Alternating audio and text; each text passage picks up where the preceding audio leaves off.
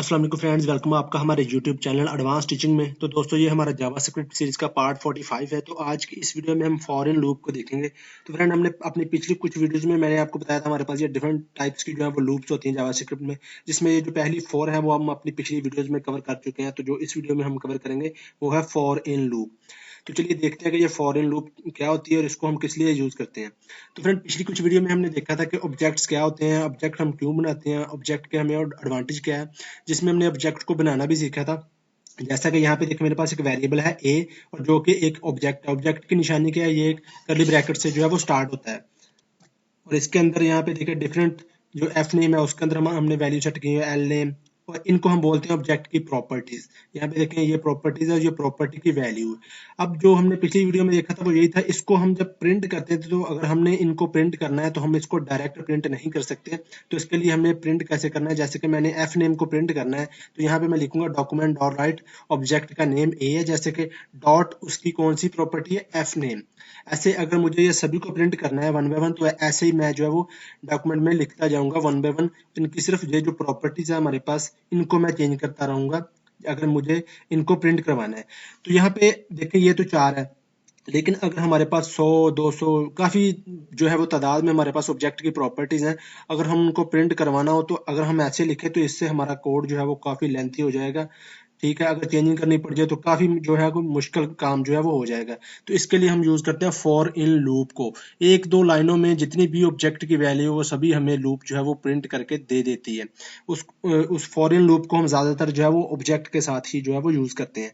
चलिए देखते हैं कि फॉर इन लूप को यूज करके हम कैसे ऑब्जेक्ट की वैल्यू को प्रिंट कर सकते हैं। तो इसके लिए हमने क्या करना होता है, हमने सिंपल यहाँ पे लिखना होता है फॉर और यहाँ पे लिखना होता है वेरिएबल। ये मैंने की लिखा, इसको की भी बोलते हैं, तो मैंने ऐसे की लिख लिया। आप यहाँ पे वेरिएबल का नेम कोई भी रख सकते हैं, इसमें कोई मसला नहीं है, बस उसके दरम्यान में स्पेस वगैरह नहीं आनी चाहिए। तो जैसे मैंने लिखा एक वेरिएबल लिया की, आगे मैंने लिखा इन कीवर्ड। ये आपको ऐसे लिखना है, आगे जिस ऑब्जेक्ट को आप प्रिंट करवाना चाहते हैं वो आप यहाँ पे देंगे। जैसे कि मैं ए को प्रिंट करवाना चाह रहा हूँ, इसके बाद यहाँ पे आप दो करली ब्रैकेट के अंदर स्टेटमेंट देंगे, जो भी स्टेटमेंट आपने कोड को एग्जीक्यूट करवाना है। तो ये वर्क कैसे करती है, तो यहाँ पे देखें ये क्या करेगी, जो हमने यहाँ पे वेरिएबल बनाया है ना ये, और जो यहाँ पे ऑब्जेक्ट का नेम हमने दिया है, ये वन बाय वन ऑब्जेक्ट की वैल्यू को, ये जो प्रॉपर्टीज हैं इनको पिक करेगी, उठा उठा के इस वेरिएबल में डालती जाएगी, उस वेरिएबल को हम आगे यूज करते जाएंगे। ये वन बाय वन जितनी भी हमारे पास ऑब्जेक्ट में प्रॉपर्टीज होंगी, या आप इनको की कह लें, जितनी भी होगी उन सभी को वन बाय वन ये जो है ना उठा के हमें जो है वो इस वेरिएबल जो भी हमने दिया होगा इसमें हमें देती रहेगी और इसको हम आगे यूज कर सकते हैं। चलिए मैं आपको इसका प्रैक्टिकल करके दिखाता हूँ।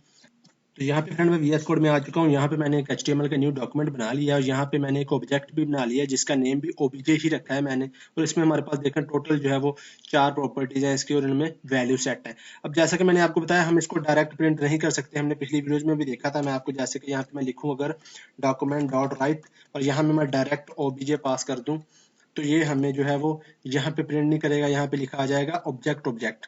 अगर आप इसको कंसोल में देखेंगे तो थोड़ा इसकी आउटपुट डिफरेंस है जो कि हमने अपनी पिछली वीडियो में देखी थी। अब यहाँ पे हम फॉर इन लूप को यूज करते हैं, तो उसके लिए मैं क्या करूंगा, तो यहाँ पे मैं लिखूंगा फॉर, ये आपको ऐसे लिखना है, उसके बाद 2 छोटी ब्रैकेट और यहाँ पे वेरिएबल लेना है। आपने कोई भी वेरिएबल ले सकते हैं, जैसे कि की ले सकते हैं, आप की बोलते हैं, मैंने आपको जैसा कि बताया कि इनको की भी बोलते हैं।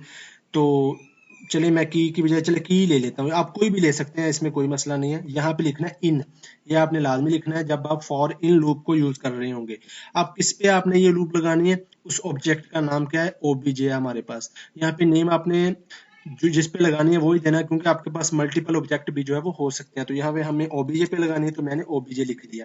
उसके बाद यहाँ पे अब ये क्या, मैं आपको यहाँ पे ये जो हमने वेरिएबल लिया ना की, अभी मैं इसको ही प्रिंट करवा के दिखाता हूँ कि हमारे पास क्या दिखता है। यहाँ पे डॉक्यूमेंट डॉट राइट और यहाँ पे मैंने लिख दिया की में जो भी आ रहा है वो प्रिंट कर दो। साथ में इसके मैं थोड़ी सी जो है वो ब्रेक चले प्रिंट करवा देता हूँ, ब्रेक टैग प्रिंट करवा देता हूँ।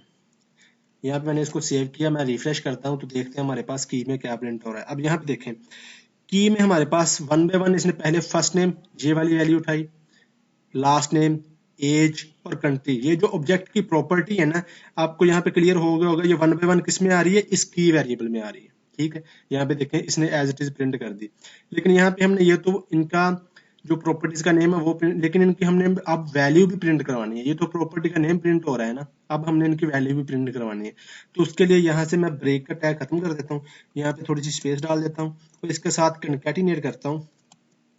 कनकैटिनेट क्या करना है मैंने, अब जो वैल्यू भी है पहले ये प्रिंट करे, जैसे कि यहाँ पे फर्स्ट नेम, इसके आगे जो फर्स्ट नेम में वैल्यू पड़ी है वो भी प्रिंट करे। तो यहाँ पे मैं कनकैटिनेशन का साइन यूज करके यहाँ पे मैं लिखूंगा, अब हमने ऑब्जेक्ट पे लगाई है जिसका नेम ओबीजे है, इस पे लगाई है हमने, तो यहाँ पे मैं लिखूंगा ओबीजे, आगे 2 लगाऊंगा स्क्वायर ब्रैकेट, और यहाँ पे मैं ये की वाला वेरिएबल पास कर दूंगा। इस कोड से क्या होगा, जो की में वैल्यू पड़ी होंगी, जैसे कि फर्स्ट नेम में जो भी वैल्यू पड़ी होगी वो इसके आगे प्रिंट कर देगा।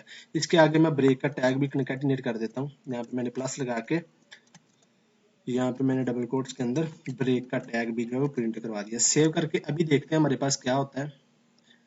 तो यहाँ पे देखें, अब फर्स्ट नेम का जो वैल्यू वो भी प्रिंट हो रही है, लास्ट नेम, ऐसे एज। अब देखें, अब जितनी मर्जी ऑब्जेक्ट को आप बढ़ाते जाएं, जैसे कि यहाँ पे मैं कोमा डाल के आगे मैं सिटी की एक की बना लेता हूँ, सिटी प्रॉपर्टी ली मैंने, और यहाँ पे मैंने सिटी भी कोई ऐसी डाल दिया जैसे कि लाहौर। सेव करता हूँ, तो अब देखें मैं इसको रिफ्रेश करता हूँ, तो ये देखें अब जितना मर्जी आप इसको इंक्रीज करता जाए, ये लूप क्या करेगी, ऑटोमेटिक सभी जितनी भी ऑब्जेक्ट की प्रॉपर्टी है उन सभी को ऐसे प्रिंट करती जाएगी। आप चाहे कम करते जाएं बढ़ाते जाएं। तो यहाँ पे आपको क्लियर हो गया होगा कि फॉरेन लूप को हम किस लिए यूज करते हैं। यहाँ पे सबसे पहले आपने लिखना है फॉर, यहाँ पे वेरिएबल आप कोई भी ले सकते हैं, लेकिन जो वेरिएबल लेंगे वही आगे यूज करना है। उसके बाद आपने इन लिखना है, जिस ऑब्जेक्ट पे आप लगा रहे हैं लूप उस ऑब्जेक्ट का नेम देना है। उसके बाद डॉक्यूमेंट में यहाँ पे देखिए की में हमारे पास ये 1 by 1 वैल्यू को पकड़ेगा, पहले इसको पकड़ा, यहाँ पे जो है वो इसने प्रिंट कर दिया, फिर दोबारा से लूप ऑटोमेटिक यहाँ पे गई, फिर से उसने दूसरी ऐसे रो को पकड़ा, ऐसे सो ये ऑटोमेटिक खुद ब खुद ही इंक्रीमेंट वगैरह सारा कुछ खुद ब खुद ही जो है इसमें होता रहता है, जब तक हमारे पास ऑब्जेक्ट की वैल्यू जो है वो सारी हमारे पास प्रिंट ना हो जाए। तो ये थी फ्रेंड हमारे पास फॉरेन लूप। इस वीडियो में इतना ही। चैनल को सब्सक्राइब और वीडियो को लाइक करना मत भूलना। मिलते हैं नेक्स्ट वीडियो में। अल्लाह हाफिज।